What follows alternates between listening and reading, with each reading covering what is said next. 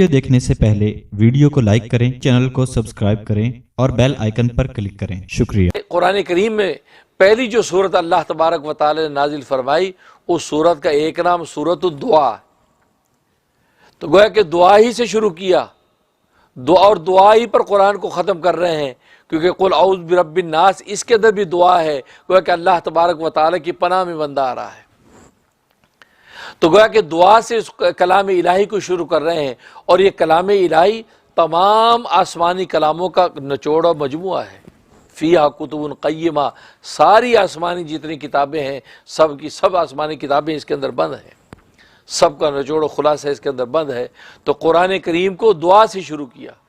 पहली सूरत का नाम ही सूरत दुआ है, और उसमें अल्लाह तबारक व तआला बंदे को मांगने का सलीका बतला रहे हैं, दुआ करने का ढंग बता रहे हैं कि तुम्हें अल्लाह से मांगना कैसे है, अल्लाह से तुम्हें दुआ करनी कैसे है। और वहाँ फरमाया इय्याका नअबुदु व इय्याका नस्तईन। तो इय्याका नअबुदु में इबादत का जिक्र कर रहे हैं। गोया कि बंदा ये कहता है कि हम तेरी ही इबादत करते हैं। अब इबादत करने के बाद कहा वह इय्याका नस्तईन, और तुझ ही से मदद मांगते हैं। तो गोया कि पहले अपनी तरफ से इबादत का नजराना पेश किया, उसके बाद अल्लाह से कुछ मांग लिया। बस यही अल्लाह तबारक व तआला बतलाना चाहते हैं, जितनी भी इबादतें तुम करते हो उन इबादतों का आखिर नतीजा और समरा यह है कि अल्लाह से आपने कुछ मांगना है। और वो इबादत जब अल्लाह तबारक व तआला के सामने की, अब अल्लाह तबारक व तआला की रहमत कामिला जोश में आती है, और अल्लाह तबारक व तआला आपकी ये मांगी मुराद अता कर देते हैं। तो इय्याका नअबुदु, हम तेरी ही इबादत करते हैं, यानी तेरी भी इबादत नहीं, तेरी ही। गोया कि खालिस तौहीद के मुकाम पर फायज हो जाता बंदा। तो मकाम तौहीद पर फायज होकर कहते हैं तेरी ही इबादत करते हैं, तेरी सिवा गोया कि किसी और की इबादत का तसव्वुर भी नहीं है, शिर्क का शय बनी। वह इय्याका नस्तईन, और तुझी ही से मांगते हैं, तुझी से मदद मांगते हैं।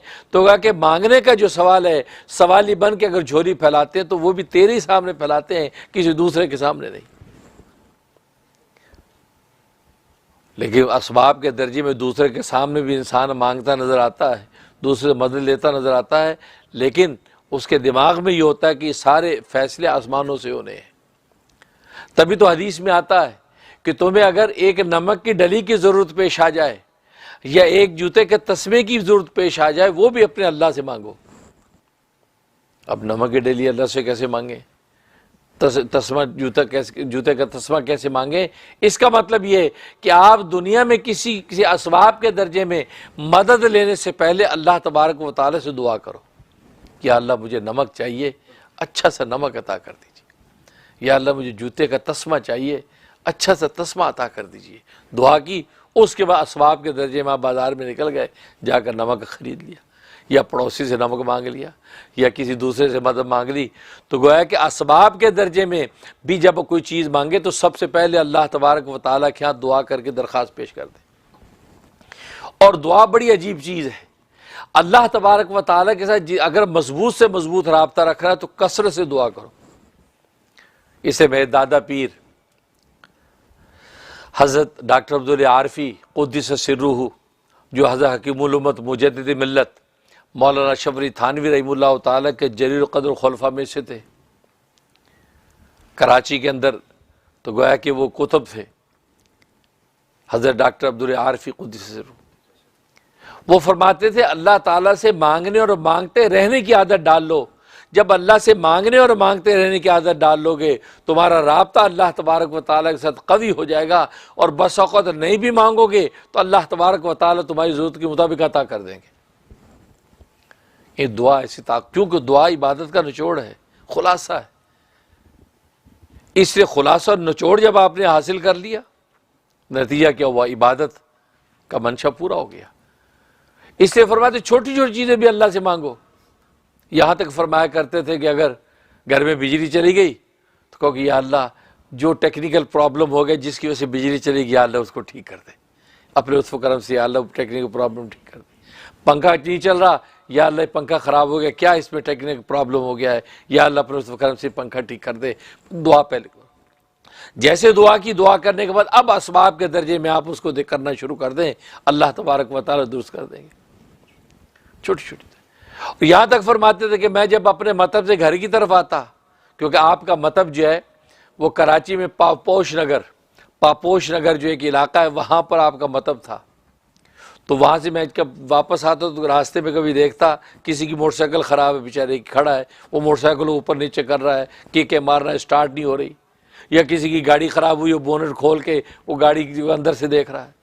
फिर मतलब मैं गुजरता तो मैं देखते दुआ कर, या अल्लाह इसकी गाड़ी ख़राब है, इस बेचारे को अपनी मंजिल पे पहुंचना है, या अल्लाह अपने करम से इसकी गाड़ी ठीक कर दे, या अल्लाह जो भी इस गाड़ी के अंदर मर्ज और डिफेक्ट पैदा हो गया है, या अल्लाह उस पर इसको मुत्तले कर दे और उसको दुरुस्त कर दे। दुआएं कसरत से, मैं दुआएं देता हुआ जाता।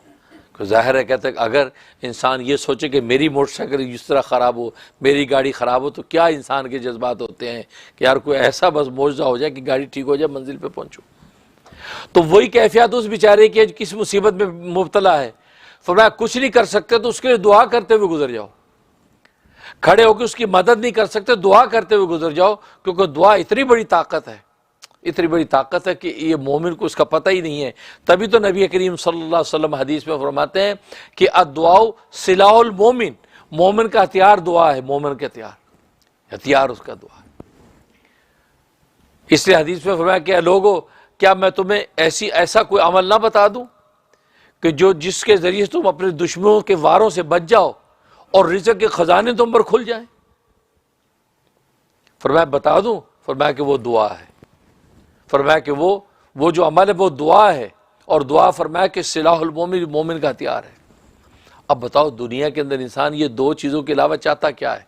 ये चाहता है कि दुश्मनों के वारों से बचें, दुश्मनों की दुश्मनी अदावत से बच जाएं और रिज़्क़ के ख़जाने खुल जाएं। इसके अलावा आदमी क्या क्या चाहिए आदमी को? इंसान अगर गौर करे, इंसान की सारी ज़िंदगी का मतमा नज़र यही है, रिज़्क़ के दस्तरखान वसी हो, और रिज़्क़ से रोटी का नाम नहीं है, रोटी भी रिज़्क़ है, लेकिन सारे इंसान की ज़रूरियात ज़िंदगी रिज़्क़ का हिस्सा है।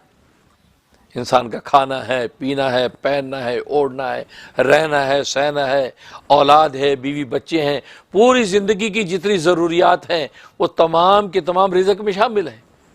इवन इंसान की कामयाबी की जो मनाजिर है वो सब रिज़्क़ का हिस्सा है।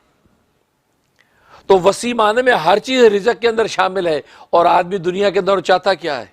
ये तो चाहता है।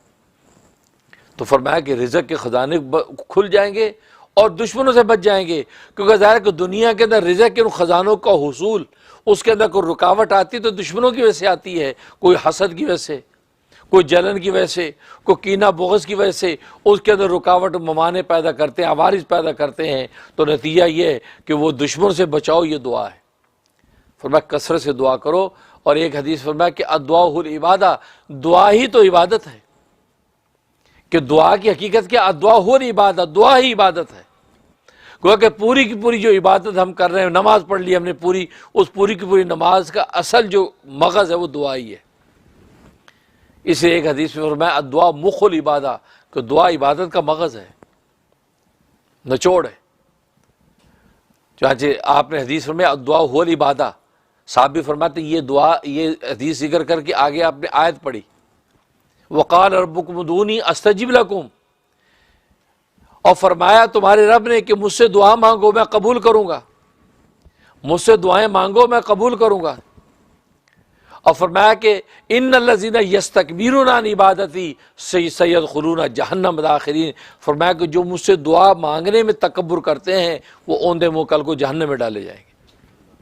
इन्नल्लज़ीना यस्तकबिरूना अन इबादती, और इबादत से मुराद दुआ ही, दुआ मुराद है, जो मेरी दुआ से, क्यों कि अद्दुआउ हुवल इबादा नबी ने फरमाया, तो गोया कि दुआ को खुद इबादत ही फरमा दिया। तो गोया कि यहाँ इबादत से मुराद कुरान में क्या है? दुआ।